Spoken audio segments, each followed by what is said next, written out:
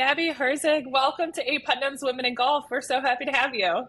Thank you for having me. Appreciate it. Absolutely. We're going to get down and dirty on you as now the athletics golf reporter or staff writer, and more than anything, probably your journey of getting there. So I know you have a very rich golf background. So we're excited to just, as a woman in golf and really more so a professional now, just hearing about your story, where you came from, and all that good stuff. Love it. Ready to talk, Okay. ready to talk golf always. Good. Good. All about you. So don't ask me any questions.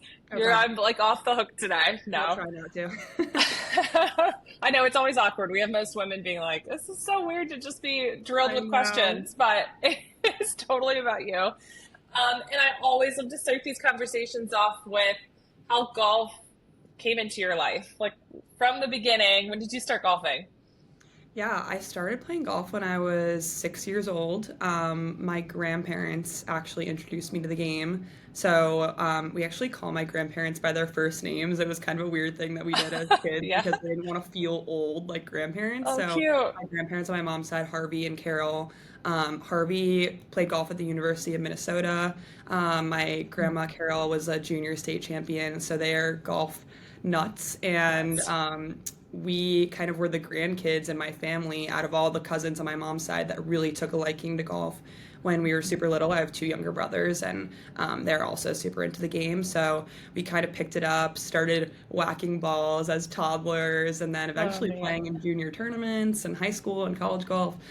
So my side of the family really took a liking to the sport that my grandparents were so passionate about, and that's kind of how we got into it. And it's awesome because now I get to play with my grandpa and my grandma, mostly my grandpa now. Oh, hold on. But That's so cool. he's 93 years old. He still plays like multiple times a Oh, week, breaks his my age every single gosh. time. He's an absolute beast. That's so cool. 93, it's probably what keeps him young is getting out there. 100%.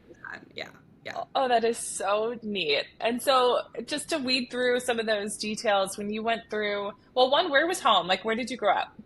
I grew up in New York City, right in Oh, Manhattan. you So did. yeah, Oh, yeah, it's okay. definitely whenever I tell people that, they're like, "How did you become a golfer?" But it was really because of my grandparents and visiting them on holidays and going Yeah. out and spending some time in Connecticut over the summers and really just like exploring the whole tri-state area, playing whatever. Oh, that's Yeah, amazing. Well, yeah, and there's some incredible courses up there. So you did escape the city and dabble 100%. in golf. That's amazing. And I'm sure the city itself, and we'll talk about this in a little bit, now living there, I'm so curious how you find time to golf and all that. Because it is, I think a lot of people, like you said, it's like you have to escape the city to play. And I know that's changing a lot as well, which is cool. 100%. Um, but so high school, were you on a very big golf team? Were you one of few women that were playing? Yeah, honestly, my high school golf team was very casual, very fun. It was 9-hole match play. My high school it's called Riverdale Country School. It was in the Bronx, so nice for me to Okay. be able to escape Manhattan during the day and like be on a campus and be around green grass and trees. Yeah. But yeah, the golf team was very much kind of I treated it as just an extracurricular, but I did all my kind of competitive golf over the summers, I would say. I would play in Hmm. like the Met PGA junior events, Hurricane Tour. I would try to qualify for AJGAs very unsuccessfully. Those kinds of events, and that was what really filled my summers in high school. So, while my friends were at sleepaway camp or doing summer programs, I was traveling from golf Yeah, tournament to golf tournament, trying to put together a tournament resume for it's really neat. college recruiting, and it was really fun though. I don't regret anything. So it sounds like from early on, you were kind of dead set too on making this into kind of a next step in college and finding a school based off of scholarship or where you could play. Yeah, definitely. I think during the college process, I was really focused on academics and finding a school that fit with my interests, which ended up being a liberal arts school because I really wanted to explore like multiple fields and disciplines. And at the same time, I wanted to balance that with a good golf program. I wasn't any kind of spectacular recruit. I knew it was going to be a D3 school or Hmm. a small D1 school. So I looked all over the place and I really prioritized somewhere where if I didn't get to play golf, I would still have an incredible time. And landing on Pomona was the best thing that's ever happened to me. It was incredible, being able to be in Southern California for 4 years and play on the team.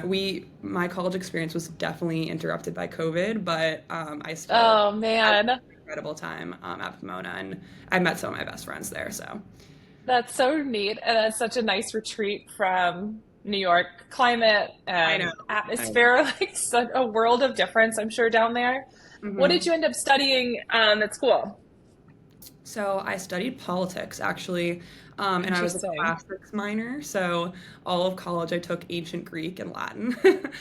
Oh my It gosh. was amazing, and I'm very much like a liberal arts person. I Yeah. want to, you know, it was really hard for me to try to even choose a major because I just like learning, and you can Mm-hmm. throw me in any academic environment and I'll be interested. But That's neat. politics, I gravitated towards politics because it had a lot of writing involved, a Mm-hmm. lot of theorizing, reading, analysis, and I felt that that would kind of best set me up for any career that I wanted to go into.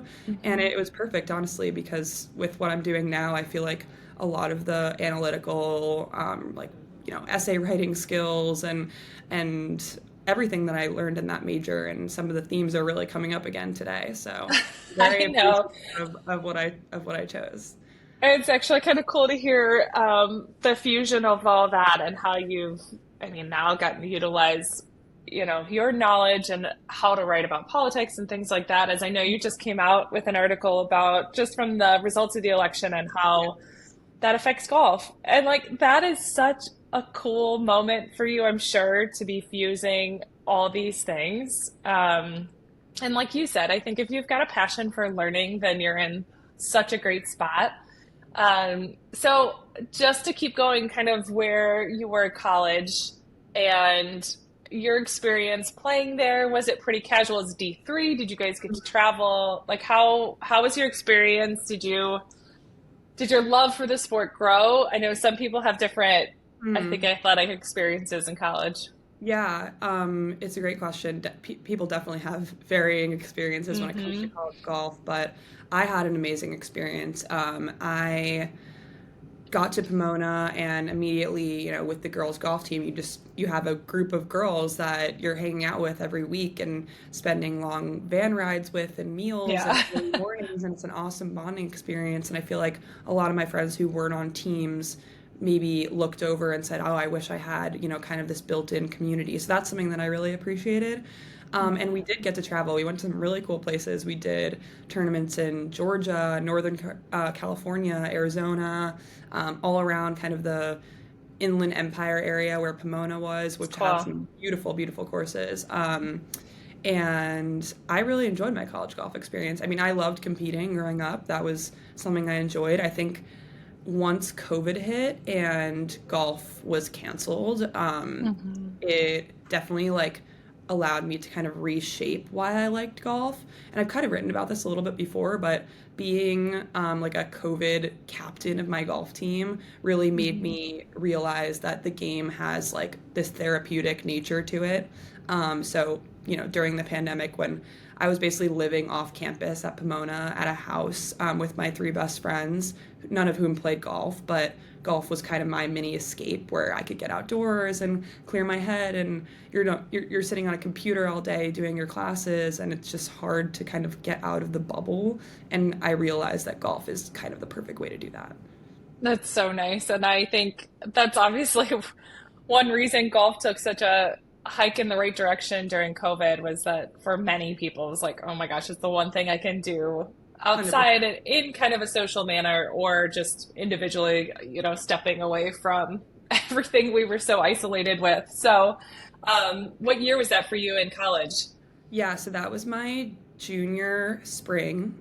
Oh my gosh. I Okay. actually, before COVID hit, the fall semester of my junior year, I actually skipped my fall college golf season to study abroad in Oh, Scotland. cool. Oh And my gosh. that was the most incredible experience. Worth I'm it. so glad that I got in 4 months abroad before Oh the my world shut gosh. down. Yeah. And I traveled to, so many amazing European cities with my friends, but I God. also played a lot of golf in Scotland, exploring the home of golf. I joined the University of Edinburgh club golf team, so I played What? matches against other Scottish students, and like literally 40 miles per hour wind and hail, and we were just You're I seeing was I was the losing worst of so it. badly to these kids who are so used to neutral, and I'm just like Yeah, spoiled Southern California golfer. So totally, totally. That's eye-opening. What a yeah, cool experience, though. really Have cool. you It been was back since then? yes. I Oh, went cool. back for the British Open at St. Andrews Hmm. 2 years ago now, and it was awesome. I actually met up with some of my friends that I made over there. Oh, it's so I'm still neat. in touch with a bunch of them, and watched a little golf. We were at the Scottish Open for one day too, and ran into a bunch of them.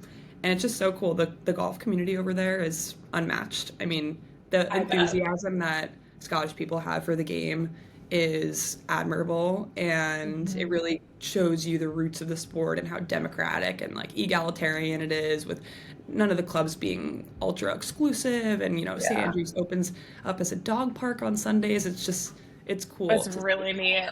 how it operates. Yeah, it's obviously such a big part of their culture, which is for part of the U.S. only, for some.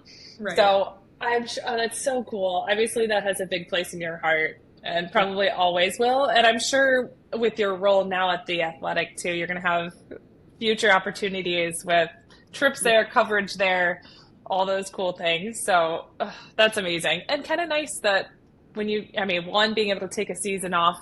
Um, in college, I'd say a lot of players and athletes miss out on that opportunity to yeah, travel abroad.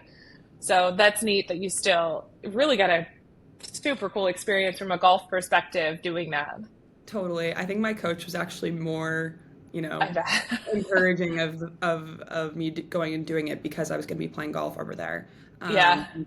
That's the benefit of a D3 program, is you can kind of Mhm. get the best of both worlds. I was lucky to have a coach who was really understanding, and just a school that's understanding of athletes wanting to do more than just practice Yeah. and win. And that was definitely one of the reasons why I ended up choosing Pomona. So it wouldn't Yeah. take Makes a over lot my of entire sense. life, but it was a major part of my life. Yeah. So you held on to that love for golf, obviously.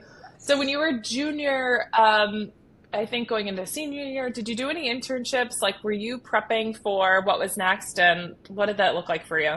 Yeah, actually, so my sophomore summer was my first real internship in sports media.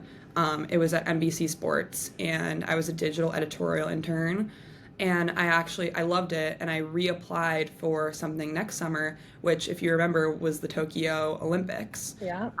And so I found out actually while I was abroad that I was accepted into the internship program where I would be going to Tokyo and being an intern So on cool. site, and it all fell apart, and it was so Oh, upsetting. And no. basically, they it got postponed to 2021, obviously, and by that time I would have been a graduated senior, and this was an internship only for undergrads.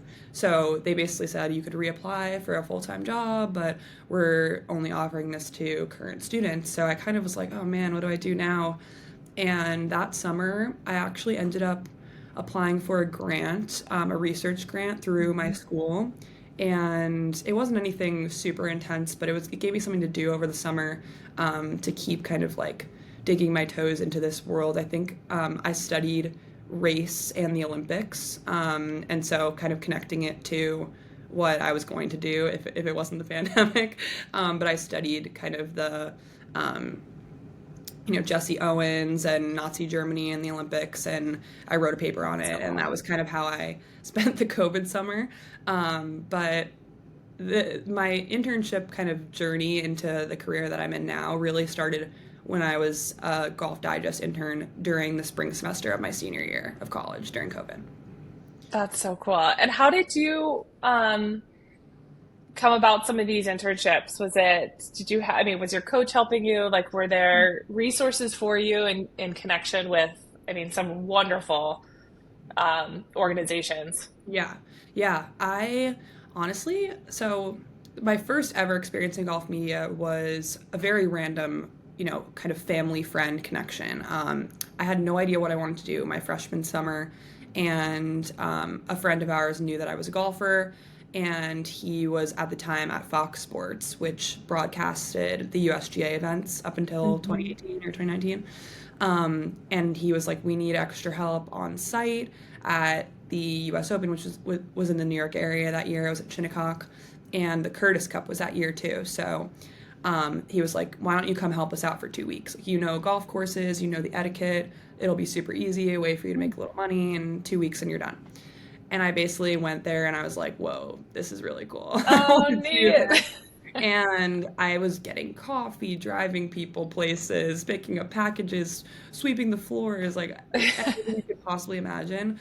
And then they kind of realized that I was into golf. I was always like talking about golf with and I was trying to get to know the broadcasters. Like I fangirled so hard over Julie in the booth. And so for the US Open, which was the second week of the job, they placed me with the features interview producer. So she had her own tent. Her name's T.L. Fiedler, and she's been actually like an amazing mentor for me my entire career.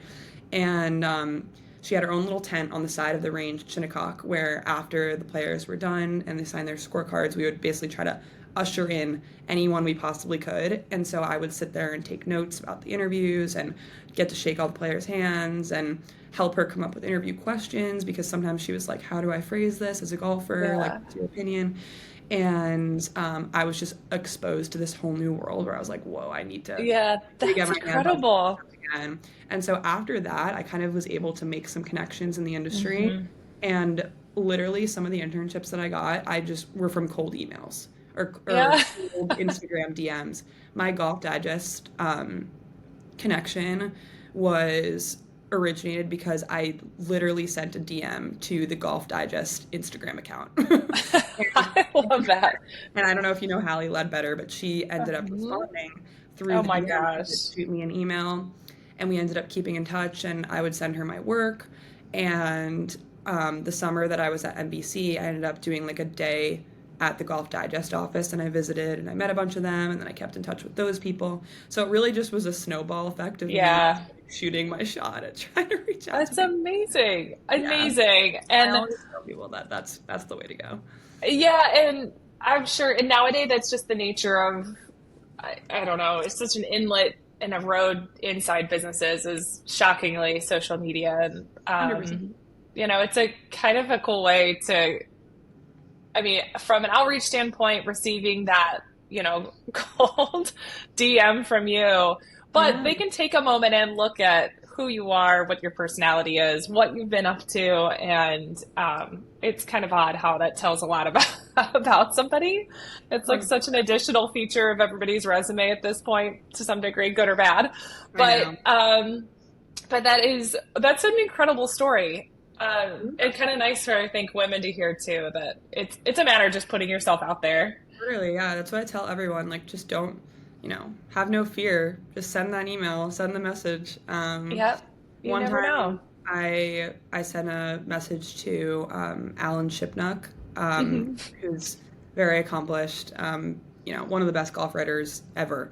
And I noticed that he had followed me on Twitter because I had started tweeting about golf and sharing some of my articles. So I just decided to shoot him a message to be like, I really love your work and I'd love to just pick your brain on a couple things at some point.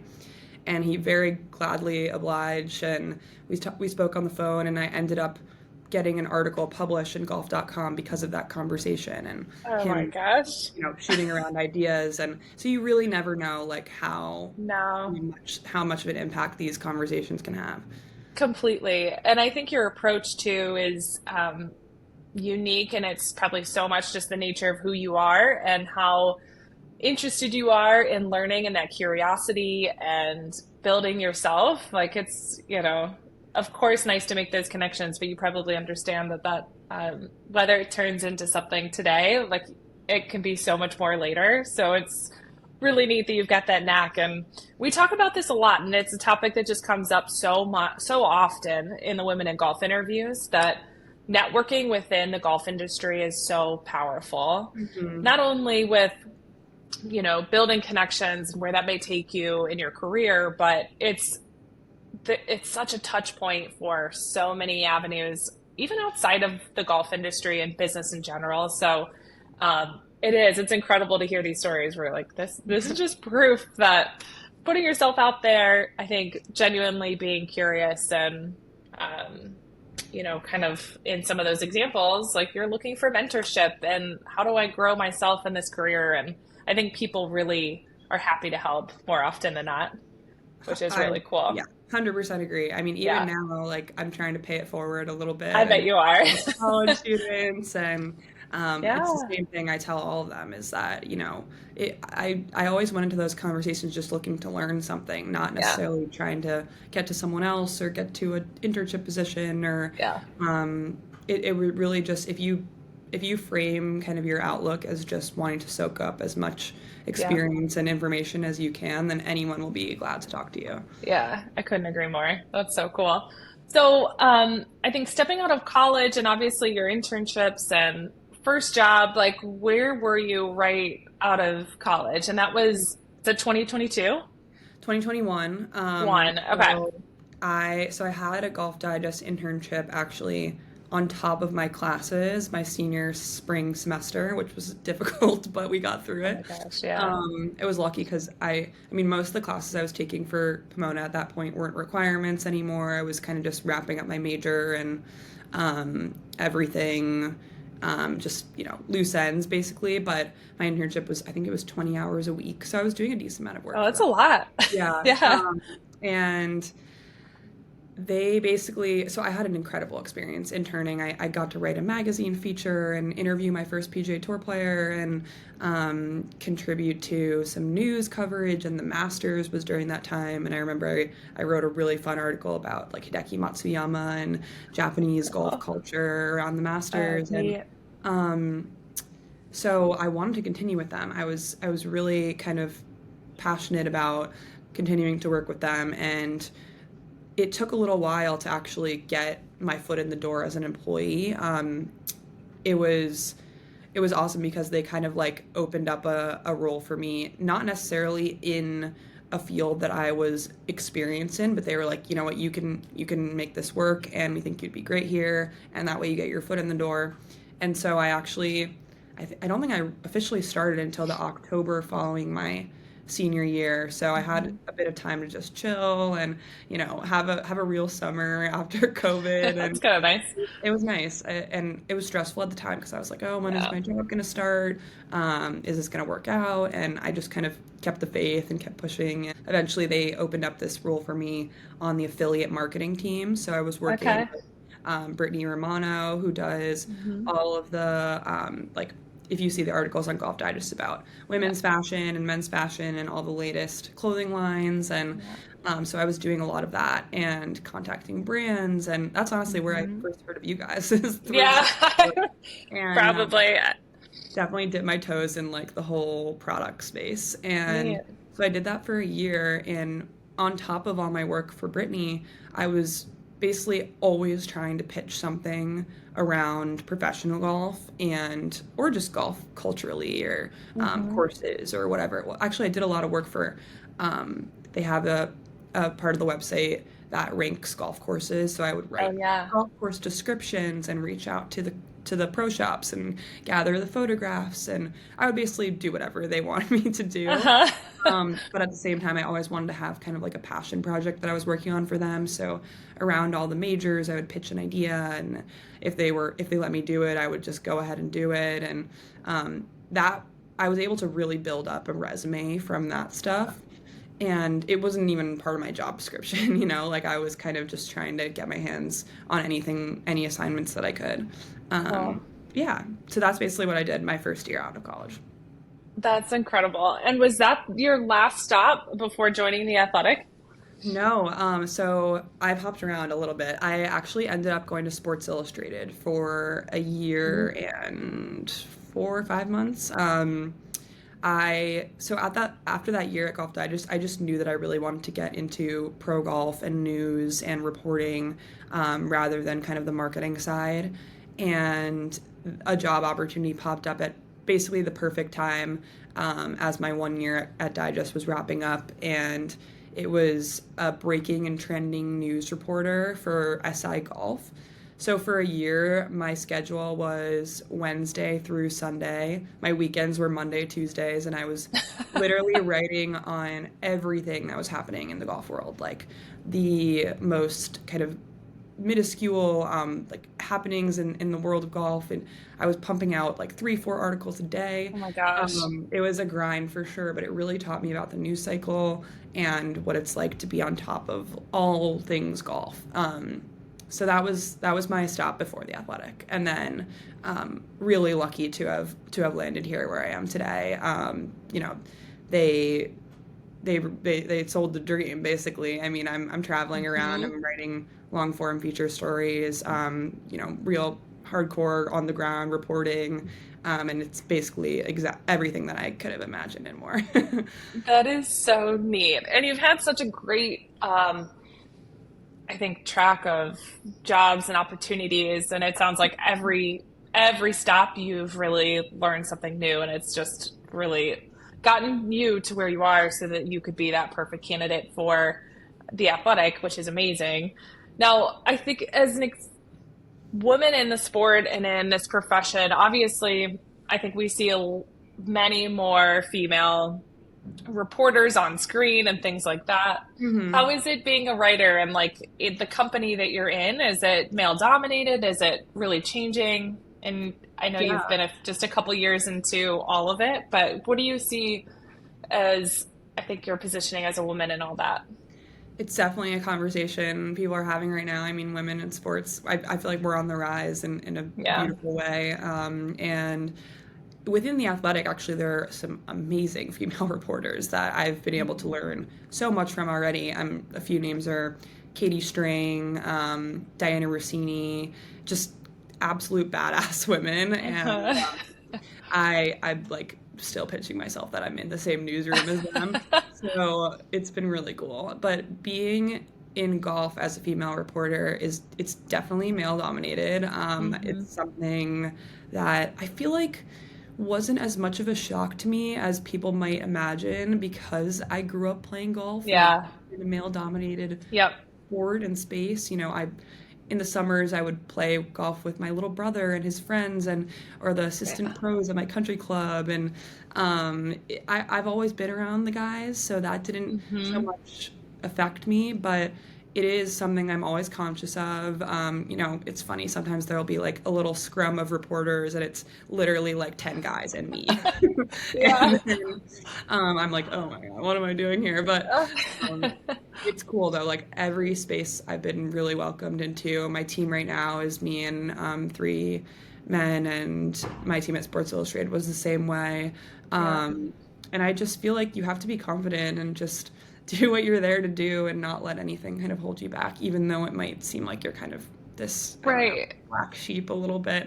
But, it's okay. On the other hand, it makes you stand out. 100%. It makes you stand out. It's really, really helpful for people remembering your face, I will say. I bet. I bet. I don't doubt that for a second. And so, like, in the midst of all this, do you have, like, would you say a writing style or kind of this voice that you've come into? And is it, I think it's neat because like you've mentioned, I think a number of times, and then in just some of the articles, you've got this, I think, very deep take on kind of situations going on in golf or player, or like you said, the cultural aspect of maybe a certain subject that you're working on. Like, do you feel like you have a voice that you can explain? Yeah, I feel like I'm still really growing into my voice. It's something that I've actually been really appreciative of the Athletic for helping me find, because I feel like before at Sports Illustrated, everything was so fast and it was all about getting the news out that you couldn't really cultivate the voice. But now that I get to like kind of sit and you know, let these stories breathe and really like hone in on how I want my tone to come off, or like even just working on the opening sentence of a story and how important that is. But I feel like my voice in general, like I always want to, when people read stories of mine, I always want them to learn something new. I'm not necessarily coming at it as, oh, I have these takes or this opinion on things or perspective. I more want to be the person that gathers information that other people don't have access to and Yeah. put it into a lens where it can be like an entertaining reading experience. That's always what I've appreciated about journalism. I love when I can like read a story and be like, whoa, I had no idea that this Yeah. existed, or this untold thing that, everyone brushed over.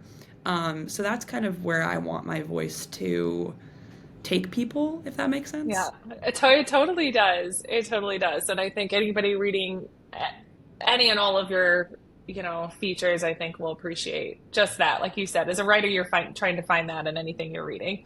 Totally. So what about like at the athletic? I mean, is there something that has been either a favorite moment or I guess it can be behind, like beyond the athletic, but is there anything right now that just is maybe a favorite part of the job? Mm. I mean, my favorite part of the job is actually not even the writing, but the talking. I just love interviewing people, and Yeah. talking to people and making connections. And I feel like that's honestly why I've been successful in even finding jobs is because like the networking part, it just feels so fun to me. Yeah.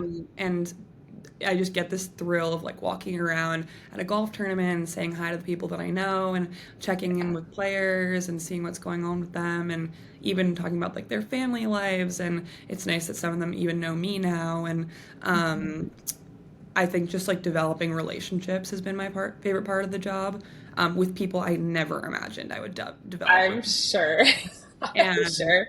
one of the biggest pinch me moments I've had in my career was, I was at Golf Digest and I actually got to cover the Waste Management Phoenix Open, and I wrote a story about Sahith Theegala. It was like Uh-huh. the first week that kind of people realized who he was, and I wrote just kind of an intro story about him, and I ran into Jim Nance and introduced myself, and he goes, "Your name looks familiar. Did you write that article last night about Saad Thegal?" And I go, "Oh my Oh God, there's my. no way you're talking to me right now and reading my stuff." So that was a huge one for me. That's incredible. And you're going to have so many more moments, like to Right. think of how, I wouldn't say early in your career, but like you've just had such an incredible, I think, track record right now of just where Yeah. you've been, who you've gotten to see. And obviously the opportunity at the Athletic is going to be a big one for you.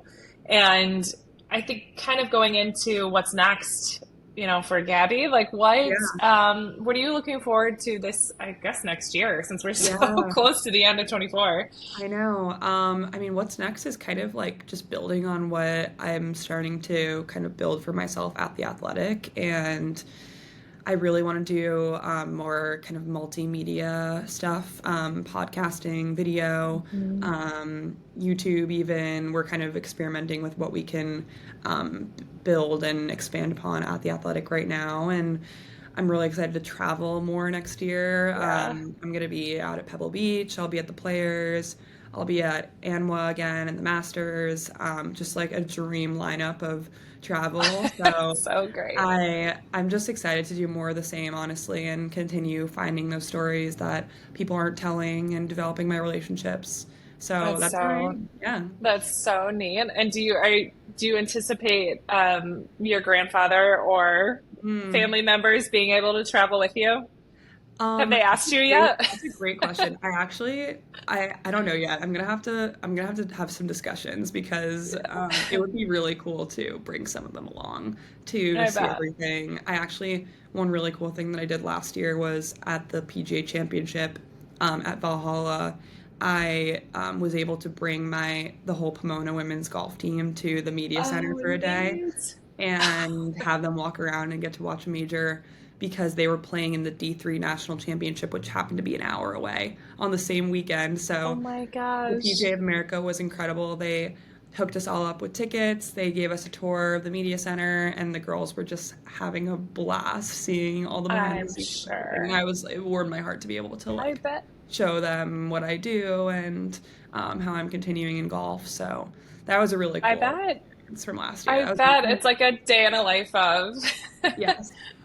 But also just so eye-opening for any of those ladies. I think there's a lot of Hmm. cool things going on right now that I think are helping women, just collegiate players, find out what's next, and those that have a passion for the sport and finding like, what could I do? Right. And your story is such a good one of just that path that you took, and where you are now is just incredible. Thank you. I I really love that. appreciate That's that. memorable. And I'm sure you'll do a lot more. Like you said, that paying it forward, you'll find so many cool ways to help people that seem to be maybe in your shoes. So Totally. that's Totally. That's my goal. that's so neat.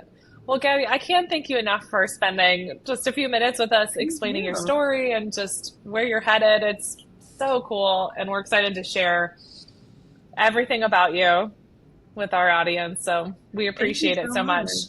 I appreciate you guys having me anytime. Awesome. Thanks, Gabby.